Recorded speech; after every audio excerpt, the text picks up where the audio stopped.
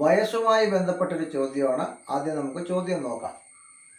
18 വർഷം മുമ്പ് എയുടെ വയസ്സ് ബിയുടെ വയസ്സിൻ്റെ 3 ഇരട്ടിയായിരുന്നു. എത്രയാണ്? 3 ഇരട്ടി. എന്നാൽ ഇപ്പോൾ എയുടെ വയസ്സ് ബിയുടെ വയസ്സിൻ്റെ ഇരട്ടിയാണ്. ഇപ്പോൾ ഇരട്ടിയാണ് എങ്കിൽ അവരുടെ 18 വർഷത്തിന് മുമ്പുള്ള വയസ്സും ഇപ്പോഴത്തെ വയസ്സും എത്ര? നമുക്കത് ഒരു സമവാക്യം ഉപയോഗിച്ച് എങ്ങനെയാണ് കണ്ടെത്തുന്നതെന്ന് പറയാം.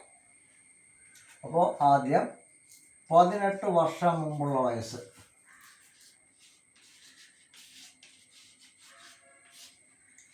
എയുടേത് 3x ആണെങ്കിൽ ബിയുടേത് x ആയിരിക്കും. ഇപ്പോഴത്തെ വയസ്സ്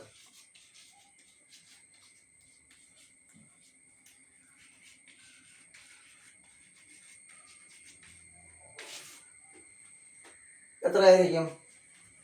എയുടേത് 3x+18 അല്ലേ? എന്ന് പറഞ്ഞാൽ നേരത്തെ ഉണ്ടായിരുന്ന വയസ്സിൻ്റെ കൂടെ 18 കൂടി കൂട്ടി. ബിയുടേതോ x+18. ഇനി ഈ ഹിന്റ് ഉപയോഗിച്ച് നിങ്ങളൊന്ന് ചെയ്ത് നോക്കൂ. നിങ്ങളുടെ ഉത്തരങ്ങൾ കമൻറ്റ് ചെയ്യൂ.